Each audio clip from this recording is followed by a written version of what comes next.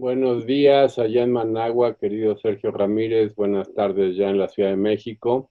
Comenzamos esta conversación con Sergio Ramírez Mercado, el novelista nicaragüense, premio Miguel de Cervantes en 2017.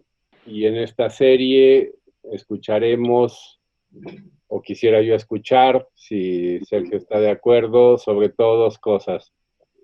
Primero, su visión como hombre de mundo que es, como novelista, sobre la pandemia, tanto como la has vivido tú, como qué perspectivas, sueños, terrores, fantasías tienes de cómo va a salir, si es que sale la humanidad de esta peste. Y en segundo término, a Letras Libres le interesa mucho saber de viva voz de persona tan autorizada como Sergio, qué es lo que realmente está ocurriendo en Nicaragua con la pandemia. Mm. Entonces, si estás de acuerdo, Sergio, quisiera... Perfecto, Christopher, con mucho gusto, claro que sí. Quizá yo en mi vida, que es ya bastante larga, no había experimentado un fenómeno de esta naturaleza. Quizá el peor en mi transcurso de vida debe haber sido la Segunda Guerra Mundial, que yo no vivía conciencia porque cuando terminó yo tenía apenas 3 años. Pero me imagino que desde lugares como México, Nicaragua, Centroamérica, la Segunda Guerra Mundial se vivió como un fenómeno que afectaba la vida cotidiana, pero que se estaba dando en un escenario lejano, sí, geográficamente, se estaba dando en Europa y en el Pacífico. Eh, pero este es un fenómeno que no tiene una localización geográfica, sino que entra con un gran ímpetu dentro de la vida de todos nosotros. Y es además un fenómeno que se caracteriza por ser inconstante, que no ofrece plazos, no ofrece una perspectiva de solución. Y eso me parece que es lo que más afecta a las vidas privadas, esta incertidumbre de que aparece en un lado, desaparece en otro, vuelve a aparecer. La memoria que la humanidad tiene y que conocemos por los registros que hay de la última gran pandemia que fue la de la llamada gripe española hace un siglo, tuvo un plazo, tuvo un recrudecimiento, pero se sabía que la pandemia pasaba, destruía vidas a su paso, pero no volvía, no tenía reverdecimientos como esta, ¿no? Y por lo tanto yo diría que la peor característica que tiene es la de crear esta incertidumbre que tiene que ver con las seguridades mínimas que todos siempre estamos esperando de la vida, ¿no? Pero sabemos que la muerte existe, que es inevitable, ¿no? Pero, pero no este acoso permanente tan constante. Y esto me parece que es lo que crea esta incertidumbre que todos estamos viviendo. Hoy los escenarios se han trasladado desde Europa a América Latina. Mi hijo que vive en Montpellier con su familia, pues me cuenta que salen a los niños a las heladerías, muchos van ya sin mascarilla, pero eso no crea ninguna seguridad. Se está hablando de que en el otoño puede haber un recrudecimiento, pero donde estamos viviendo la peor parte ahora es en América Latina, Colombia, México, Centroamérica, Brasil, Argentina, Chile, Perú. Y esto, pues, Christopher, de la falta de un plazo cierto es lo que me parece que caracteriza desde el punto de vista de la existencia y desde el punto de vista de nuestra propia apreciación del futuro, lo que está ocurriendo. Yo he conversado en esta misma temporada, por así llamarla, con Fernando Sabater, Mm. con Mario Vargas Llosa, Emilio lo hizo con Leila Guerreiro, y a todos ellos les preguntamos de qué lado yo sé que es muy maniqueo, pero bueno, como tenemos la realidad encima y no tenemos distancia para verla con la debida objetividad de un hecho histórico del pasado, ¿de qué lado te ubicas tú? ¿Entre los pesimistas que consideran que una vez que pase todo esto, la humanidad no habrá una vez más aprendido mayores lecciones y volveremos a tropezarnos con la misma piedra en el sentido económico, ecológico y sanitario? ¿O crees que quizás esta lección servirá de algo en términos de la armonía entre la salud, el medio ambiente y el desarrollo económico? Algunos, como yo, pues depende del día. Hay días en que me siento optimista, otros en que me siento pesimista. No sé cuál sea tu caso. Bueno, yo oscilo también entre eso de que quisiera ser unos días optimista y otros que me siento muy pesimista, porque no sé si estamos aprendiendo las lecciones que deberíamos aprender. Siento que quizás lo peor de este saldo presente, no estoy hablando del que nos va a heredar la pandemia hacia el futuro, ha sido la insensatez política con que se afronta la pandemia. Es decir, cómo no se ha podido apartar la pandemia de las tendencias políticas o de las disputas políticas. Cómo la pandemia se vuelve un elemento político. Eso me asusta mucho. Es decir, de que no podamos tener en las clases políticas un grado de madurez suficiente como para apartar del sentido del poder eh, esta enfermedad que está afectando a todo el mundo y dejarla siempre metida dentro de este molino insensato que muchas veces se convierte en el poder, ¿no? Bueno, después vamos a hablar de lo de Nicaragua, pero yo parto desde la perspectiva de lo que ha ocurrido en Nicaragua, pero lo que está ocurriendo en Estados Unidos, lo que ocurre en Brasil, lo que ocurre de alguna manera en México. Es decir, imposible separar la pandemia de la lucha por el poder o de mantenerse en el poder. Eso me preocupa bastante en el sentido de la pregunta que tú estabas haciendo, es decir, si podemos adquirir una nueva ética hacia el futuro por frente a las necesidades que nos ha creado la pandemia. Es decir, adquirir una nueva carta de principios que nos dé una nueva conducta hacia el futuro.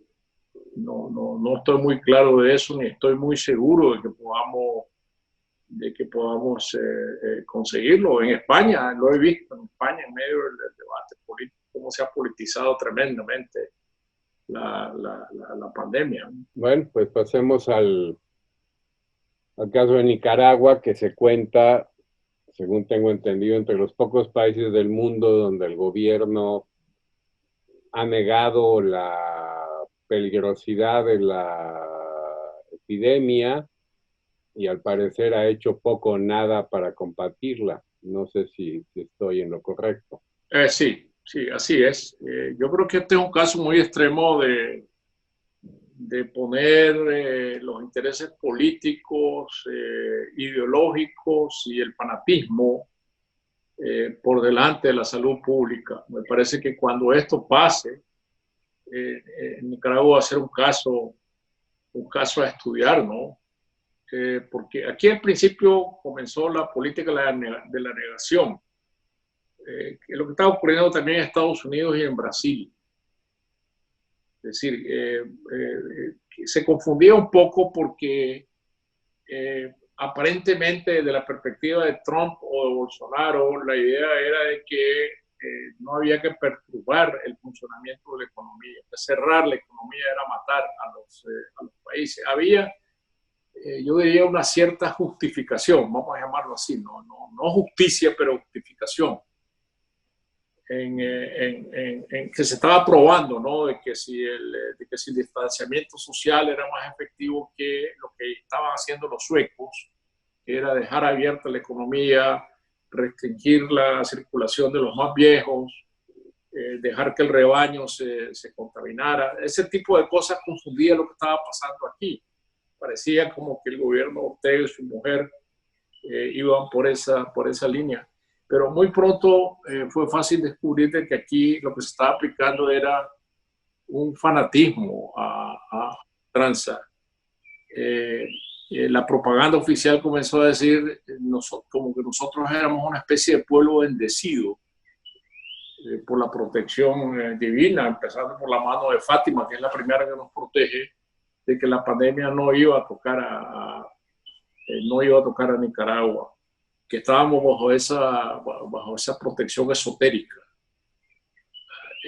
Eso ya me asustó bastante, porque la gente, en lugar de imponerle un mínimo de restricción en el contacto social, era incitada a salir a la calle desde el principio. Aquí no está pasando nada. Lo que debemos hacer es salir a enfrentar a la pandemia, que salía a enfrentar a la pandemia como si se tratara de un demonio imperialista, con manifestaciones en las calles en contra de la pandemia, desfiles con carrozas.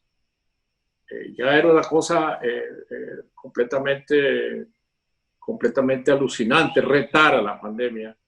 Y el discurso oficial a través de las radios oficiales y de la televisión era: es una enfermedad capitalista, no afecta a los pobres. Este es el ébola de los ricos, se decía. Entonces, ahí esto está en un territorio de indefensión absoluta. Y mucha gente, es decir, de los que son verdaderamente fanáticos, comenzaron a elegir la contaminación adrede en contra de sus propias vidas. Y es cuando a mí me surgió esta imagen de esta secta en California que fue inducida a envenenarse porque los esperaba un platillo volador que se los iba a llevar a otro planeta. Aquí se habla de otro plano de vida. La mujer de Ortega habla de la televisión no de la muerte, sino pasar a otro plano de vida. Y me recordaba mucho el lenguaje de esa secta de California. Entonces, ¿qué es lo que pasó? Se comenzó a morir todo el mundo, pero se comenzaron a morir los que capitaneaban estas sectas en las calles y los que tenían este discurso tan duro de defender la idea de que la pandemia era un mal contra los ricos y contra los capitalistas. Y figuras muy señaladas del régimen comenzaron a morirse, obviamente, ¿no? Igual que se estaban muriendo, desgraciadamente, médicos, enfermeras, personal hospitalario, a los cuales se les prohibió al principio usar mascarilla y usar medidas de protección en los hospitales bajo el alegato de que eso iba a alarmar a la población.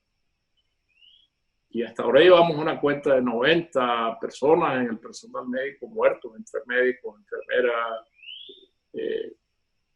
y demás miembros del personal hospitalario. Sí, naturalmente es escandaloso lo que ha pasado en Nicaragua y las quejas que tenemos en países más o menos democráticos sobre la conducta de nuestros gobernantes, pues parecen muy poca cosa en relación a un panorama francamente apocalíptico.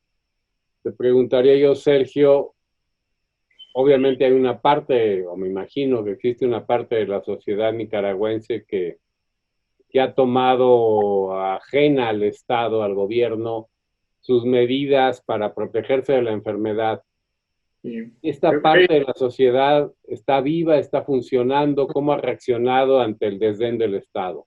Bueno, es impresionante. Yo salgo los fines de semana sin bajarme del coche con mi mujer y damos una vuelta por Managua y tú puedes observar que la gente más humilde trae sus mascarillas. La gente lleva su mascarilla, el que está vendiendo en la calle lleva guantes, se pone su mascarilla, los centros comerciales, los restaurantes están desiertos, por supuesto, nadie va, hay poca circulación en la calle, sin embargo hay otras personas que no lo hacen porque atienden el discurso oficial o porque no hay un discurso oficial de contención, no porque sigan creyendo que nosotros somos un país privilegiado frente a la pandemia, sino porque no hay una insistencia ni en la televisión ni en la radio sistemática de estar diciendo que es en su casa, no se exponga, etcétera. No, eso no existe. Entonces, pero creo que la inmensa mayoría de la población desde el principio comenzó a buscar cómo defenderse sola. Me parece que eso ha ayudado mucho, a pesar de que el saldo ahora es muy trágico. Aquí hay una organización independiente formada por médicos, por estadígrafos, por economistas, gente universitaria, que tiene un observatorio del COVID, que levanta estadísticas y publica sus resultados todos los días. Entonces, según estas estadísticas, en el país hay más de 2.000 muertos. No te olvides que somos 6 millones de habitantes nada más. Y habrá unos 30.000 infectados. Esto quiere decir que el índice de muertes es altísimo. Estaríamos hablando de 15%. Pero eso ocurre porque no hay pruebas. Están prohibidas las pruebas. Aquí hay dos datos que son increíbles, ¿no? Si un hospital privado quiere importar pruebas, está prohibido. Pruebas rápidas, no puede hacerlo. Amigos que yo conozco que han importado las pruebas ha sido clandestinamente, que tienen pues acceso a las pruebas porque las han traído clandestinamente. Y los ventiladores, si alguien quiere importar un ventilador, ese ventilador está grabado como artículo de lujo porque está equiparado a los abanicos de techo y a los abanicos de piso, sin los aforos aduaneros. Entonces, hay una actitud punitiva en contra de quienes tratan de defenderse de la pandemia, ¿no?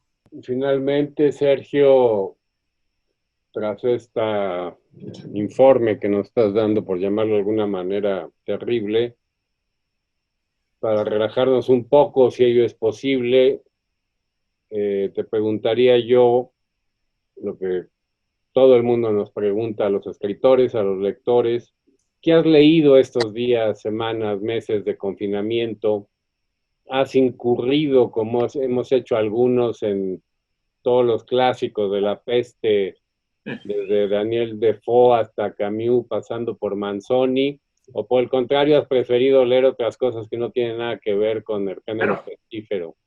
La verdad es que he leído de todo, ¿no? Porque vamos a ver, yo aquí en esta biblioteca tengo mis libros en los estantes y tengo aquí atrás una mesa de las novedades, ¿no? Lo que voy comprando, lo que traigo de Estados Unidos, de México, de España, y eso es lo que hago en mi mesa de las novedades antes de que cada libro leído o no leído vaya a dar a sus correspondientes lugares en los estantes. Entonces es un momento en que uno puede recurrir a sus libros. No tienes el atractivo diario de ir a la librería, uno siempre está comprando libros. Y yo lo compro por correo, no sirvo para eso. Yo necesito la librería, ¿no? Entonces uno puede ir a los estantes y revisar qué es lo que no ha leído. A mí me pasa que libros que ya he leído, se me olvida que los leí. Ayer empecé a leer un librito de Milán Kundera sobre el arte de la novela, y ya a mí no me di cuenta que lo había leído, pero bueno, voy hasta el final, ¿no? Sí, las lecturas siempre son muy buenas, y de allí salto a Chekhov. Tengo esta edición de Páginas de Espuma, que es maravilloso. Son 4 volúmenes de Chekhov. Siempre Chekhov ha sido mi gran compañía. Y entonces ya me he leído un par de volúmenes completos. En fin, ahora que mencionabas a Robinson Crusoe, volví a leer a Robinson Crusoe, pero ahora la pandemia se te cruza con las otras cosas que están ocurriendo en el mundo que son tan graves como la pandemia, que es toda esta cosa que se refirió al manifiesto de Harper's. Entonces yo digo, bueno, ¿cómo es esto? De pronto Robinson Crusoe va a ser prohibido o censurado por Negrero. Ese es un riesgo que corre en los clásicos, ¿no? Porque bueno, si este hombre le pasa la desgracia que le ocurre de quedarse aislado porque deja su trabajo tranquilo que tiene como hacendado en Brasil y se va a armar un barco para ir a cazar negros. Entonces puede ser que entre en el nuevo índex, Robinson Crusoe. Entonces las lecturas se van cruzando con todo lo que está ocurriendo en el mundo, la pandemia, el neomacartismo, todo esto que está ocurriendo, ¿no? Pero bueno, tengo muchísimas ventanas abiertas, refugiado aquí dentro de la biblioteca, que es donde vivo ahora. Sí, a mí también me ha pasado que da la imposibilidad de comprar libros por correo, que yo sí lo hago, pues he descubierto muchas cosas en mi biblioteca que había yo olvidado o que ignoraba. Sí, esa es una exploración muy hermosa. Introspección es muy agradable. Y finalmente, antes de despedirnos, frente a los hechos históricos hay dos tipos de escritores, por lo menos.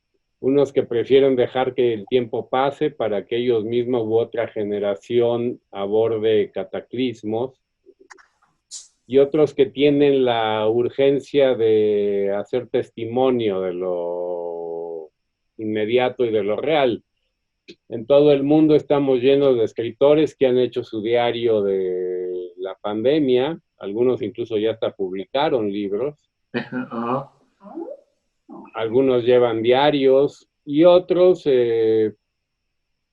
escapan del asunto y practican el también muy sano escapismo y utilizar la literatura como una evasión, como se le ha llamado a veces, para denigrarla. Tú estás escribiendo algo, si es que no consideras de mala suerte confesarlo, sobre la pandemia, o más bien has seguido tu plan original o tus ocurrencias cotidianas en relación a la realidad y tu vida privada de escritor? Y este es un juicio muy personal porque hay criterios muy distintos. Siempre le he tenido miedo al hecho inmediato. El uso de la oportunidad en literatura se puede convertir en oportunismo. Y yo siento que las obras que reflejan hechos históricos, por muy íntimos que sea que uno los viva, tardan años en madurar. Yo cuando escribí mi memoria de la revolución, Adiós muchachos, lo hice cuando yo sentí que me había despojado de los pesos que me hubieran impedido escribir ese libro con la ligereza algo en el sentido de aliviarme del peso que yo necesitaba, y eso no fue sino 10 años después. Pues cuando podía hacer un juicio sobre este fenómeno histórico más en frío, más desapasionado, si se puede llamar así. Creo que un libro como Guerra y Paz, sobre la invasión napoleónica, que trata la invasión napoleónica de Rusia, no se escribió sino muchas décadas después. O el mismo Diario del año de la peste, de Defoe, está hablando de acontecimientos que habían ocurrido un siglo atrás. Entonces me parece que la literatura es un asunto de método. Yo he escrito sobre la pandemia cuando me lo piden. En algunas revistas se han abierto estos diarios de la pandemia y yo escribo domingo, tal día. Bueno, pero no es que todos los días yo esté llevando un diario. De modo que he seguido con lo que yo estaba haciendo. Lo que sentí que debía aprovechar es el tiempo mayor de que yo dispongo, porque mi vida pues se divide entre escribir en este estudio y viajar, que para mí se ha vuelto una parte incorporada a mi oficio literario. Para todo el mundo así es, ¿no? Las ferias, los festivales, las invitaciones, las presentaciones de libros, esa parte la he suprimido. No sé cuándo la voy a reanudar.